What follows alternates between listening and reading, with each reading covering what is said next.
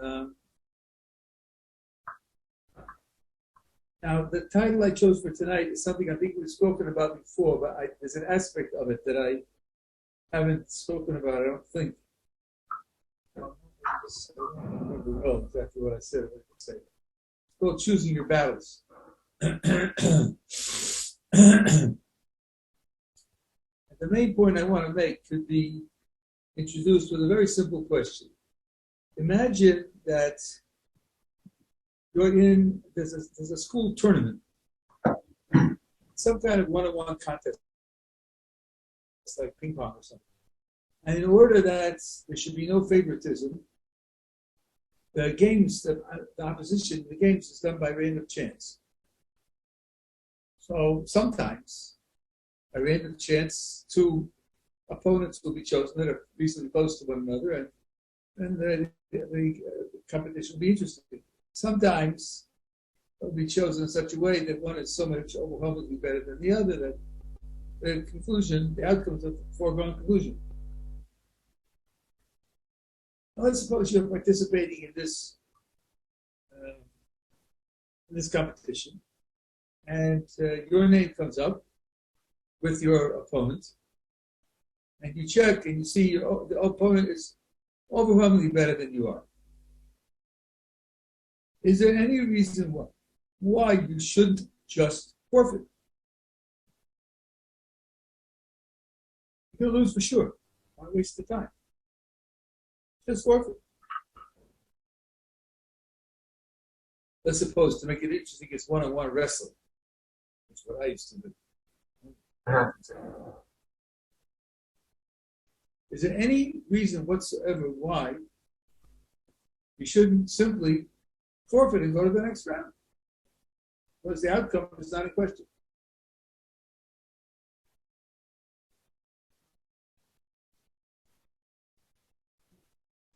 Chess. It's a chess match. Oh, is that a rhetorical question? You asking? No, I'm asking. Oh, of course it is. Why?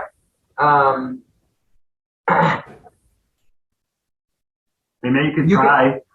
You can try. You can also, you know you're going to lose, but you don't necessarily know how you're going to lose. So it can be useful to know how you lose because perhaps a weakness can be exposed. Say it again. You lose to know how you lose because what? Okay, so you might know that you're going to lose, but you don't know how you're going to lose. For example, if you're a chess player, you might know that he's going to beat you, but you don't know if he'll beat you at the middle game or the opening or the end game. And when he beats you, then you'll know. Oh. Then I'll know. Right. Well, write it in my diary. This is the way I got beat. I think maybe you could imagine something a little richer. Okay. From the experience than just now knowing how I got beat. Okay.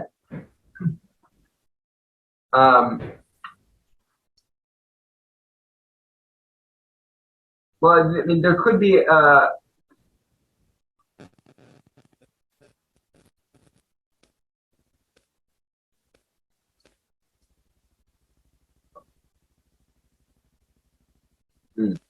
Could be a practice,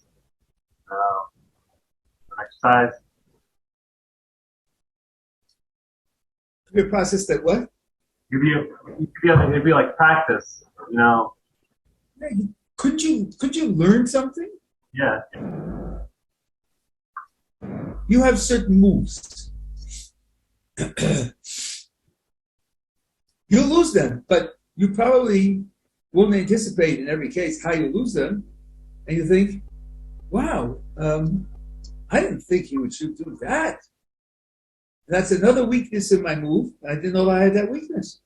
As I told you, I used to wrestle. Now, one of the things you do in wrestling is called a takedown. You want to force the other person down onto the mat and have control of it. The standard way to do that is through tackling the guy. Of course, you got to be fast.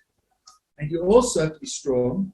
And you have to do it in such a way that he's not anticipating it, because it's much easier and faster for him to jump back than it is for you to wrap your arms around his legs and pull him down. And if he jumps back, you're going to fall flat on your face. So I know how to tackle. I know the standard defenses against tackling. And I go to tackle him. Surprise, surprise, he just stands there because he's so strong I can't pull him down. Gee, I didn't expect that. And then, since I'm on my knees trying to tackle him, and he's standing there like a rock, so then he grabs me and puts me in some kind of grip, tight grip, and so on, and I lose the match like that. So think, oh, next time I go to tackle somebody, I better be sure I'm strong enough to pull them down. So I learned something that I didn't anticipate. He castled early in the game. That wastes a move. I had an extra move to develop my offensive pieces. Wonder why he did that. Then he has this trick with the bishop, where he sacrifices and takes my rook. Now I know why he did it. He got my rook. I didn't think of that. So there's certainly reason to engage in a contest, even if you know beforehand that you're going to lose, because you'll learn something from the experience. Okay, this opens up a dimension. When you do anything in life, what do you look for as the outcome? What do you look for as the profit? What's the benefit in what's being done? And there are at least two different dimensions. One dimension is external. I could earn money, I could win and advance, I could earn reputation. And then the other one is internal. I could do something for myself. I could gain something for myself.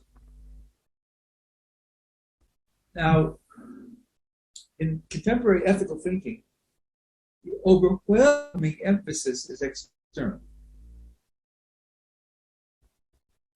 We talk about rights, we talk about responsibilities, we talk about causing pleasure and pain, we talk about encouraging other people, and so on and so on. The overwhelming emphasis is external. There was a time when a significant portion of ethics was about something called virtue. I think in most philosophical literature, the word virtue isn't even in the index. That's just not the interesting issue. But if you think about it for a minute,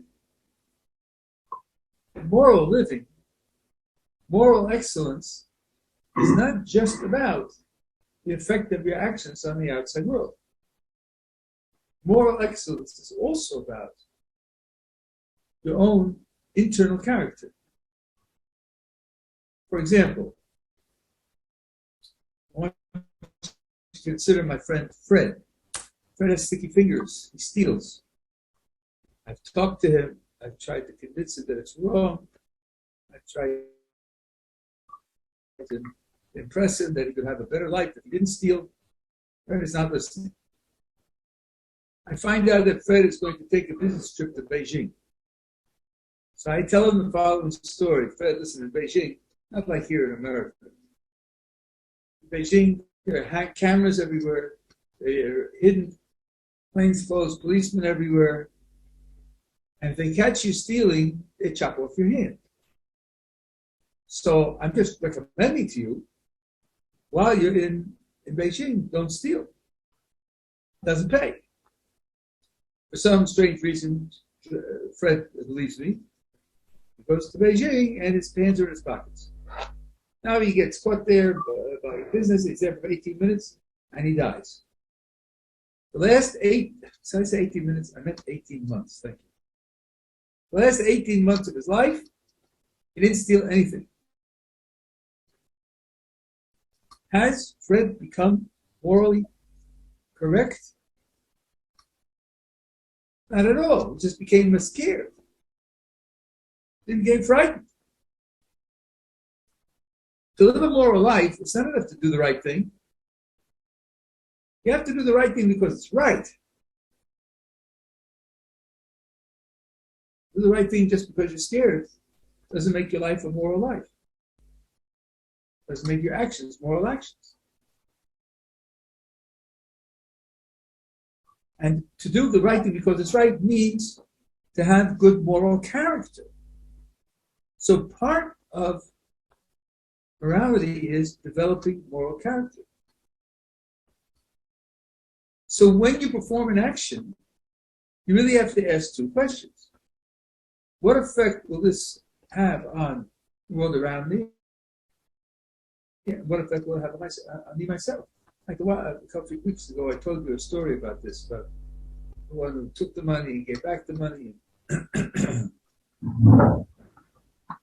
want to illustrate this to you with a parable. The parable is of a free Sunday afternoon. Free Sunday afternoon. Why is it free? Because I'm up to date in everything. I've done all my homework and I paid all my bills, and my house is stocked with the supplies that I need for the coming week. And there's nobody in the hospital that I have to go visit who needs my help. I'm up to date. I have no responsibilities. So, really, it's a free Sunday afternoon. It's a day off. I can do as I please. Now, I have two friends, both of whom would like to spend Sunday afternoon with me. One of them has invited me to go mountain climbing, and the other has invited me to play chess. I like mountain climbing, and I like chess. And it's a free Sunday afternoon. So I'm going to toss a coin. I enjoy them both. I enjoy both of the friends. So I'm going to toss a coin. Somebody says to me, wait a minute. What about effect on your character? What about effect on your motivation? Let's think. Mountain climbing is effort. It's strain. It's difficult. It requires preparation. You have to gather supplies. You'll come home in the afternoon, you'll be exhausted. You'll have made a strain. Playing chess means you sit in your easy chair, soft music playing in the background, sipping a martini, making jokes that the other guy's lost a piece after piece as you strangle him with a queen, bishop defense, and so on and so on. Well, making an effort, overcoming resistance, builds a certain element in a person's character. William James was an outstanding American intellectual. First of all, he made a name for himself as one of the outstanding psychologists of the day. He was at Harvard. And then he moved over into philosophy. And following Charles Sanders Peirce, made very important contributions to pragmatism. And he wrote a pamphlet called Habit. And in this pamphlet, he writes, every day I try to get myself to do something irritating, meaning irritating to himself, not irritating to others. Because, he said, the ability to do something that irritates you is like a muscle. And if you don't flex it, and don't exercise it, it becomes weak and flabby. And then, when something needs to be done, you get the call at 2:45 in the morning, when it's cold and wet outside, and windy, and a dear friend needs your help, because he's facing who knows what kind of emergency at home, and you're comfortable, warm, dry, and tired, and part of you says, I really should go and help my friend. The other part of me says, I'm not getting up till 8:30, thank you very much. If you have exercised the ability to do something that's irritating to you regularly, then it won't cost you so much to get out of bed. You may be able to bring yourself to do what needs to be done. And if you haven't, then you won't be able to do what needs to be done. So he said, every day I try to do something that's irritating. He's building his moral character. This could have been written by Abba Musa. because he's thinking of choosing an action for the sake of its effect on his character, not its effect on the world. So then all of a sudden, the choice Friday, Sunday afternoon doesn't become a free choice. Indeed, the very idea that there will be time of a free choice, whatever I want, because I have no responsibilities, is going to evaporate. As a category, it's going to evaporate because there are always improvements in your character that you could make. Your character is never finished. And you could always find something to do that would improve your character in some way. So this opens up a completely new, additional aspect to your decision making. This extra category. There's a statement in the Chovos Levavos which takes some effort to understand, I think, but I think this is the right way to understand it. We typically divide actions into three categories. There are things that are obligatory, there are things that are forbidden, and in between, there are things which are permissible. Which means you could do it if you want, and you can omit it if you want. You're not obligated, but there's no cost. You can do it if you want. Rabbi says it's not true. If you analyze deeply enough, you'll see that everything is either obligatory or forbidden. There's no neutral middle ground. So, okay, he's definitely one of our classical sources, but when you think about it, it's just not obvious that that's right. Why it's right. Here I am choosing my breakfast cereal, and I have Cheerios and Wheaties. Breakfast of champions. Trying to tell me that this is not a neutral decision, that this is something which is either right or wrong, better or worse. So, if you're talking about the external or even the physically internal consequences, it may be very difficult to understand. But you take into account building character, and particularly you take into account what William James says, so you could ask yourself, which one do you like better? And then maybe you could choose the one you like less. Slonim and Hasidim teach their children, if you really enjoy it, don't have it. Now those kids have fun, and they do have desserts on Shabbos, and so on and so on. But the idea also sticks. From time to time, it's a meaningful gesture to say, yes, this is the one I will enjoy, so I'm not having it. That's the William James motto. Be able to say no, because I'll enjoy it. Sometimes I say no, so that I shouldn't enjoy it. So I should be able to say no to things that I enjoy, so that I'll have that capacity. All of this, I think, is true when you're thinking in simplistic terms. You know the things in your character that need to be strengthened. You know the things you would benefit from having strengthened. So you do them. By the way, a healthy person recognizes this. When a person goes out for sports, he has to undertake a certain discipline. What he eats, what he drinks, how many hours a night he sleeps, what other things that he does. If you are short-sighted, you don't understand what I've been saying for the past 20 minutes, you might imagine a person thinking of it this way. Boy, is this a pain in the neck. Boy, is this a pain in the neck. Go to sleep at 10 o'clock.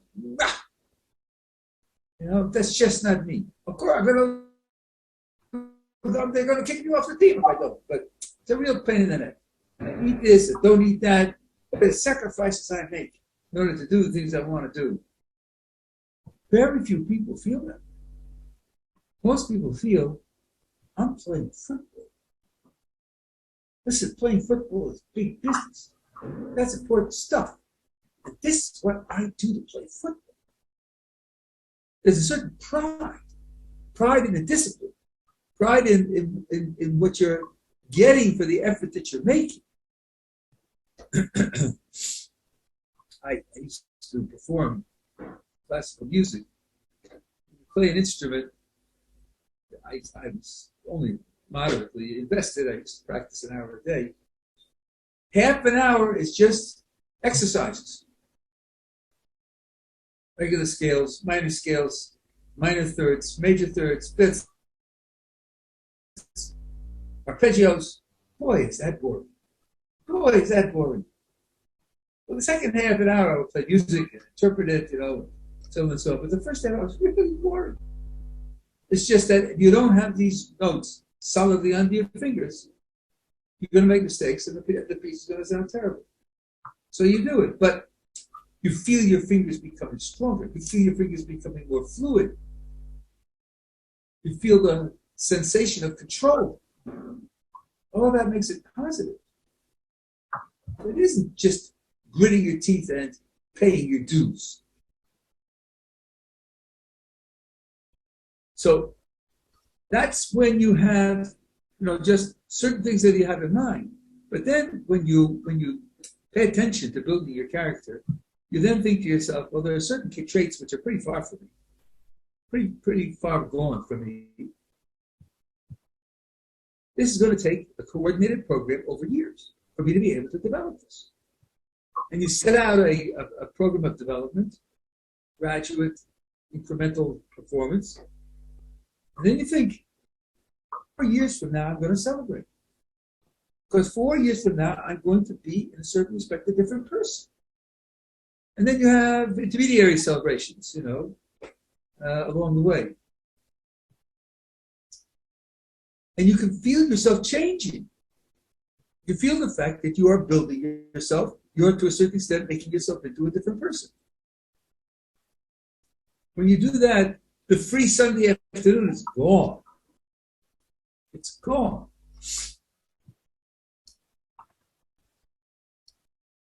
Now, the next thing to do, after you assimilate this, and you take it on for yourself, is to try to share it with other people. Because, as I said, this whole subject is so foreign to most people, and foreign to most discussions. And here, you could share your experience with other people in a careful way.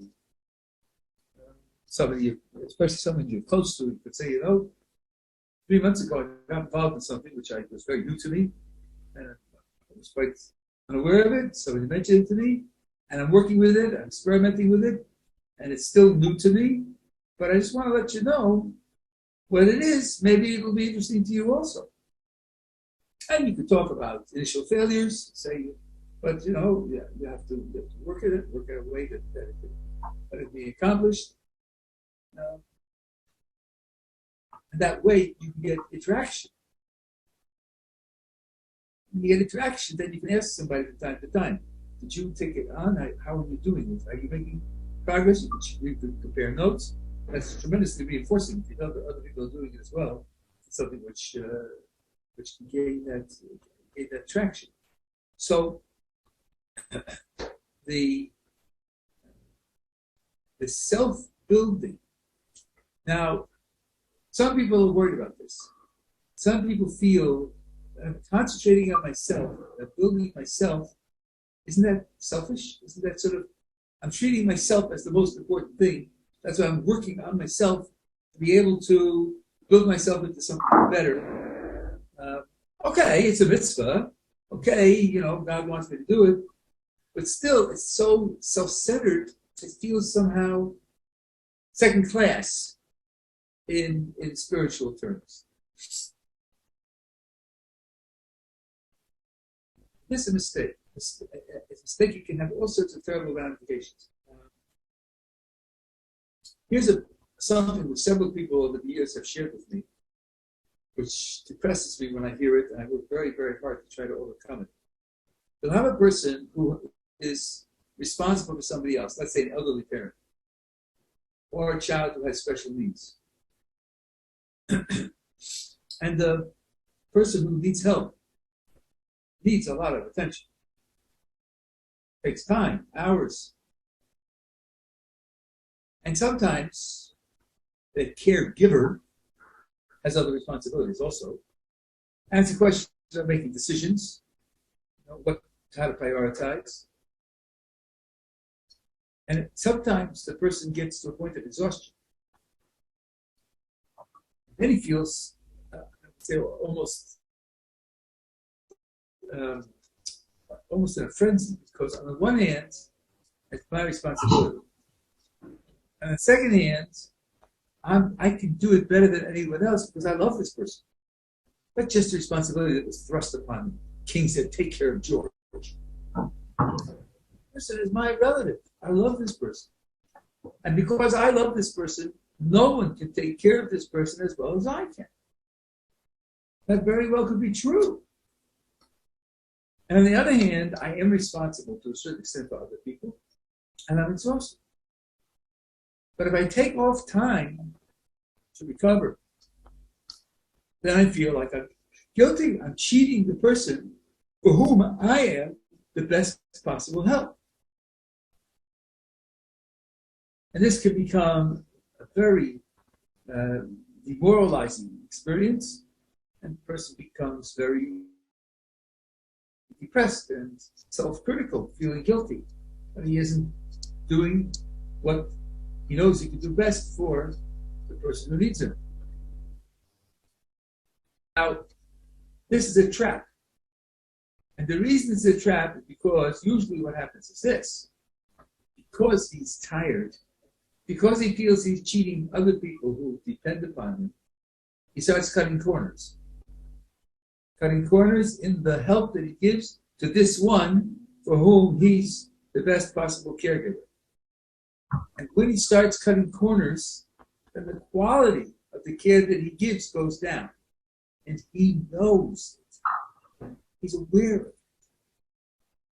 And then he thinks, not only am I not prioritizing this person enough, but I'm not even giving top quality care. So I'm a double failure. I'm doubly guilty. And because he feels doubly guilty, he becomes doubly depressed, and his energy level goes down, and the care becomes worse, and he's now in a downward spiral. Everything getting worse and worse. Every part of the spiral reinforcing the other part of the spiral. If it gets worse, I'm worse. If I'm worse, I'm more guilty. If I'm more guilty, I'm more depressed. If I'm more depressed, I have less energy. If I have less energy, it gets worse, and around and around.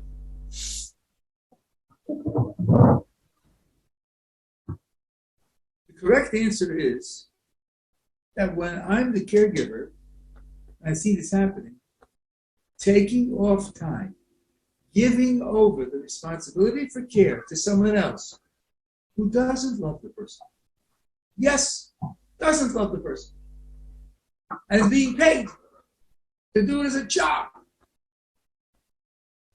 It's the best thing I can do for the recipient of care. Because instead of being on duty 16 hours a day with level B performance, I'll be on duty 13 hours a day with level A performance. And 13 hours at level A is better than 16 hours at level B. So by taking off the 3 hours and, so to speak, investing in myself, I'm really investing in the recipient of care. It's not selfish at all. It's what I need for myself in order to give the best possible.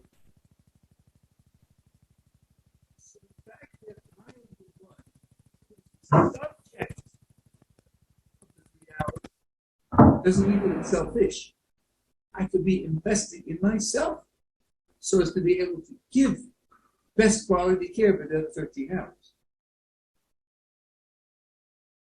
One must never confuse operating on oneself, which often is necessary, with, on the other hand, operating for one's own sake, which really is never necessary. Never necessary to operate for your own sake. You can always be investing in yourself so as to be able to do for others what the others need. This certainly applies in the army. I don't know what the exact details are, but even when a battle is going on, every 2 weeks or so, a soldier takes off for 48 hours, unless, you're fighting on your home turf and it's life and death. He gets out of the battlefield for 48 hours because the other 12 days out of 14, he's going to fight much better. The army benefits from his taking time off. Doesn't lose, it's not selfish at all. So investing in what we care is the most altruistic thing the person can do. This isn't a new point. And people realize this in of life and of Yiddishkeit, but it often doesn't. From time to time, maybe 3 or 4 times in my history of teaching yeshiva, I came across people grudged sleeping. Deal. They have to sleep 7 hours a night. That means out of every 24 hours, I'm not serving God. I'm sleeping. Here I am. What a rotten, selfish failure. So there I'd say, well, that's dumb. But Rabbi made us needing sleep. So he wants us to sleep. That's what he made us. That's quite true. The same is true here as well. Same is true here. A person has a certain amount of energy to spend in caretaking. And if he invests himself to improve the quality of care, then there's nothing selfish about it. By the way, the same is true with any mitzvah. People come in sitting in your chairs, and they look at the base measures 50 feet away. Oh, now it's down 2 flights of stairs. A little further than it used to be. And you see people there spending 12 hours a day learning, and you think, I'm wasting my life. No, you are not. You are not those people. They didn't start out there. They started out where you're sitting. They didn't walk in learning 12 hours a day. Until you develop into that kind of a person, you have to give yourself where you are. People come in, let's say in summer, and I tell them, every day you ought to spend a couple of hours outside the yeshiva. Get out of here. Go play basketball. Go swimming. Go for a hike in the forest. Because otherwise you become smothered. You start feeling like you can't breathe. And then you lose your enthusiasm for the whole process. So these are not elements of selfishness at all. And the same is true with building your character. The Torah requires you to build character. And don't make the mistake of thinking that you build character so that your actions will be better. No. If you have engineered all your actions by external check, that would not change you into a virtuous person, into a more successful person. And people have asked me about addiction. What's the status of addiction? It's a very difficult question. I don't have clear, precise guidelines for it. It's a quite difficult question. I've never mastered it. But they will tell me that an addict's not responsible for what he does because he's out of control. That's what it means to be an addict. Well, not exactly. Not exactly. Let's take a kleptomaniac. Now, I'm not a psychologist. I could be making mistakes about the example. But my point is the principle. Kleptomaniacs are people who steal. So far as I know, they don't steal when someone is watching them and will instantly catch them. They're not that far out of control. So they steal in a way that they hope means they'll get away with it and they won't be discovered. The guy says, I can't help it, Rabbi. When I go to the store, I steal. And, because I'm a kleptomaniac. I say to him, could you hire someone to accompany you to the store and watch your hands and stand there with a whistle to blow when you pick something up? Could you do that? Does your free will enable you to do that? Then you're not out of control. Because you won't steal when somebody's standing there with a whistle ready to blow, but you pick it up and put it in your pocket. That far gone, you're not. So that person, when he hires someone to go with him, has not achieved moral self-control. Although he has done the right thing, he's preventing himself from committing a crime. And that's definitely a step forward. That's definitely a responsible step forward. But of course, you want to get to the point where you can make the free decision on your own not to steal. That would be a great victory of moral character. And that means you become a more moral person and you become a better servant of God. Now, I want to point out one other thing, then I'll be happy to take questions on this. The Ramchal, in several places, makes a point which I think is fairly subtle. So let's see. I don't steal because I'm afraid of being caught. I'm not honest because of the moral value of honesty. I'm honest because I don't want to be caught. Now, one second, now I'm seeing the Rabbi outside getting distracted.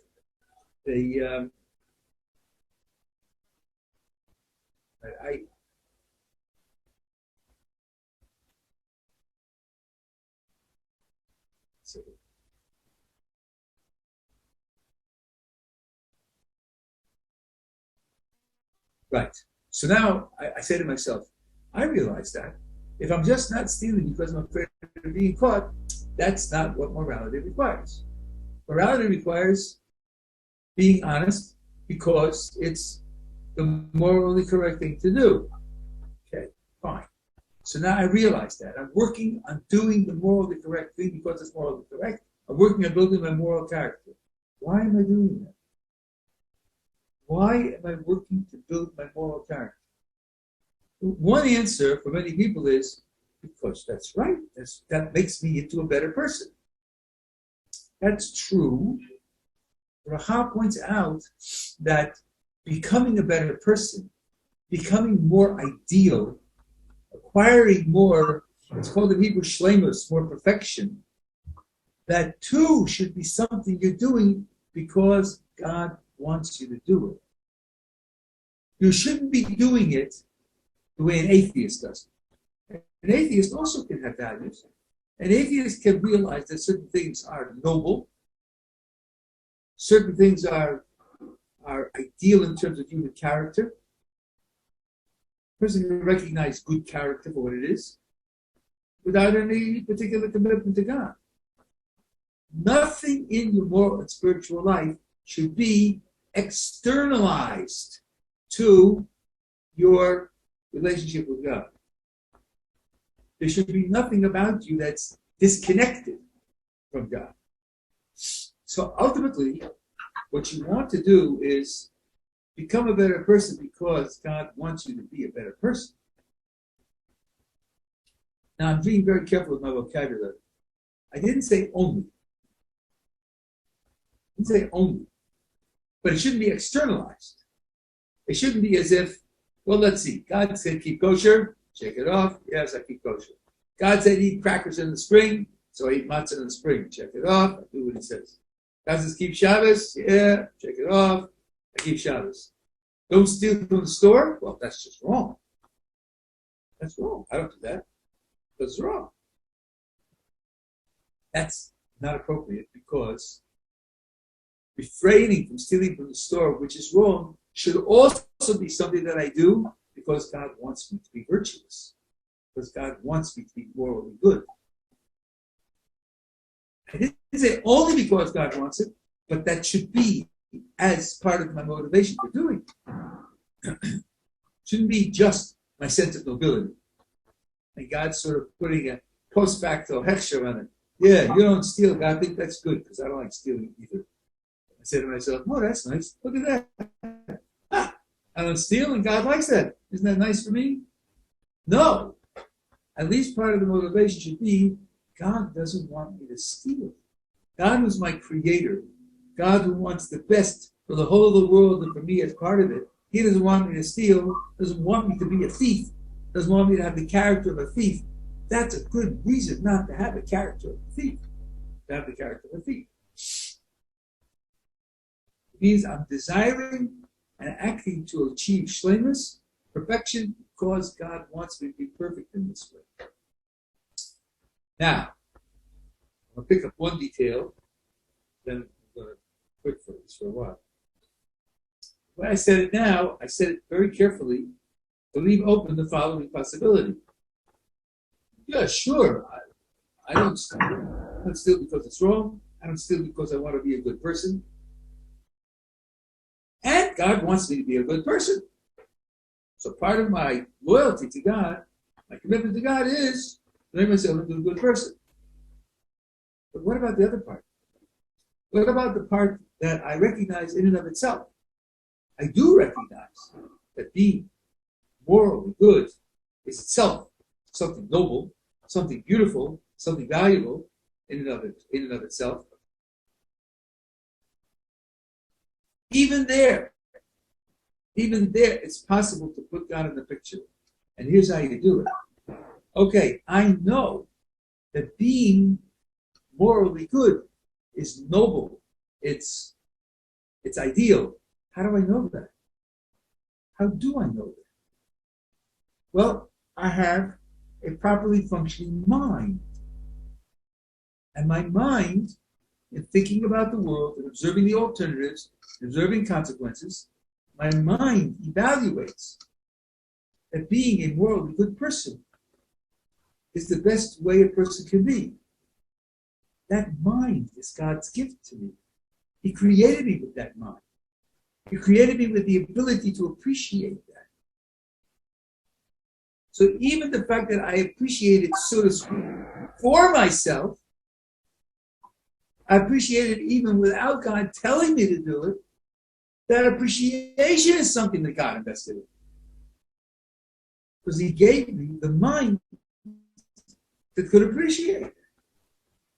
So when I appreciate it, when I take into account where the appreciation comes from, the very fact that I appreciate it for myself becomes part of my relationship with God. Because he is the one who has invested me with the ability to understand that.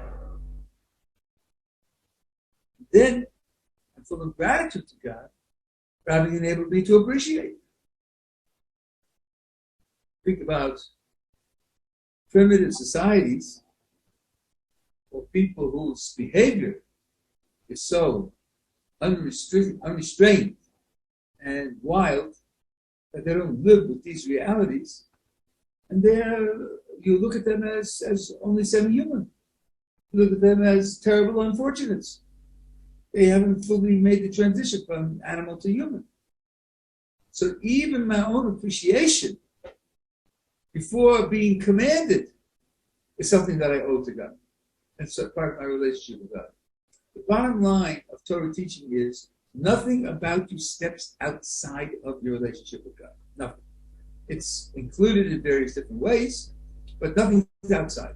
Anything that you would do to define yourself as an individual, anything in your life whose number is 1 is false. The smallest number is always 2. There's nothing that's number 1. It has only the number 1. So this idea of incorporating morality into my character is a crucial, essential, continuous part of my relationship with God. And then it sets an agenda for my life, which, as I said, is not a typical agenda in today's world. That's why it needs emphasis, because people don't take it into account. Questions up to here.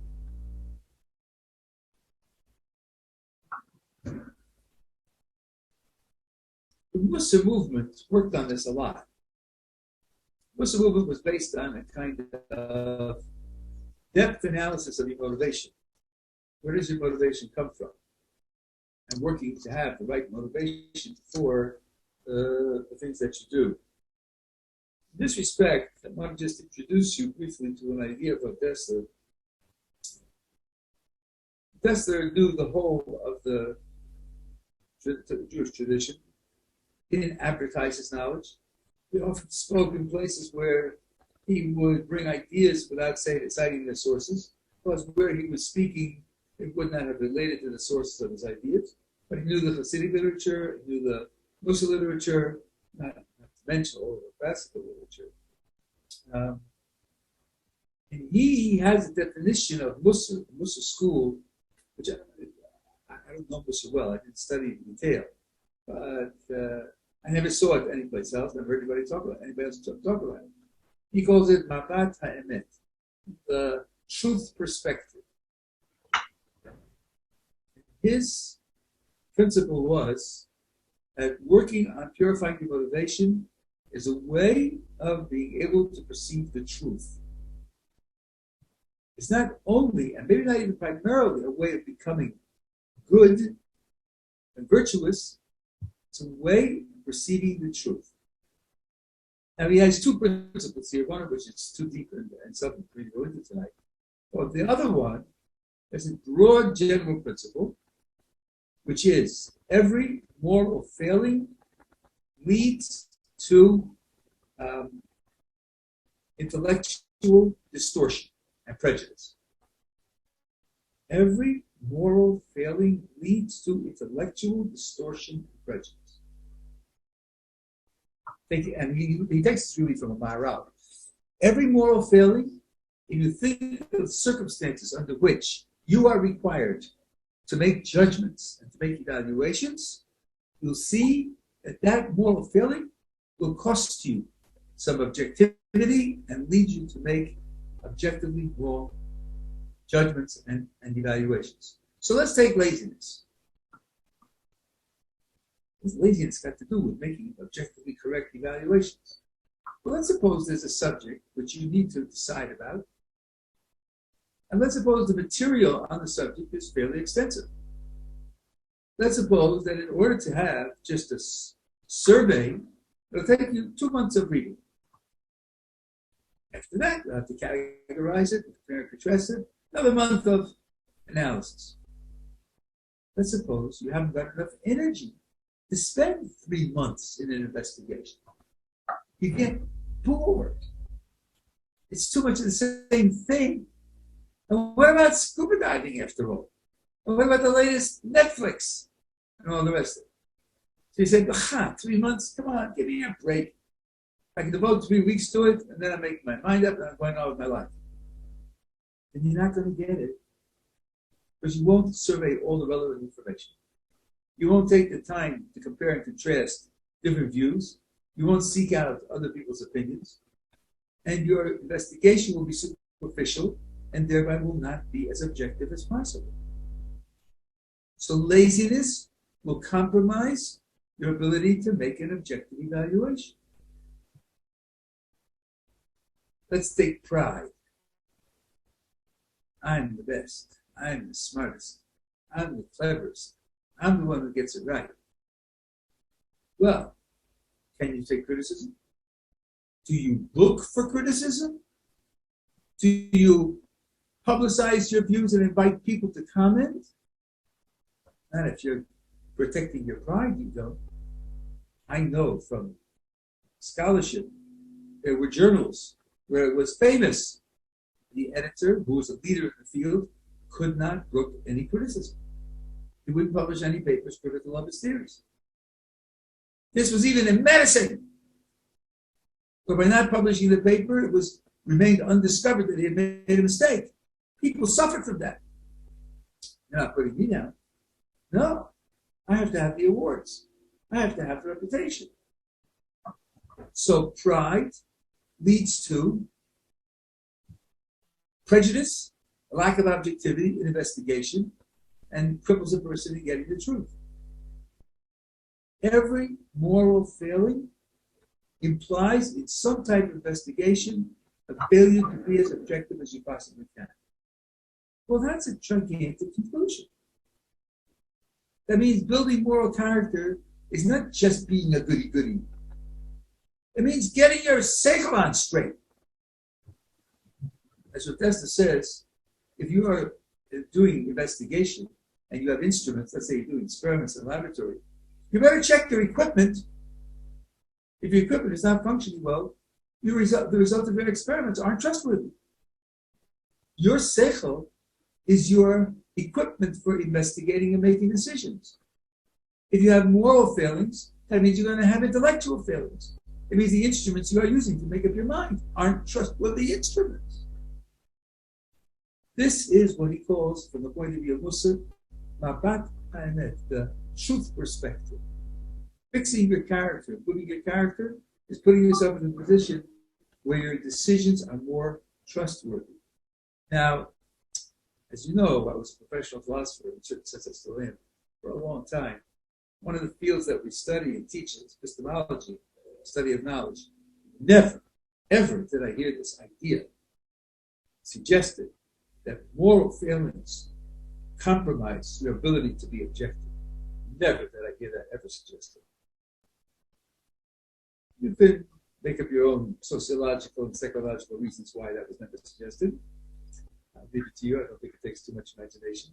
The minute I read it in Bethesda, I thought, wow, this is a fundamental, challenging idea. It's a very crucial idea. And it's another very important reason for undertaking the project of building moral character.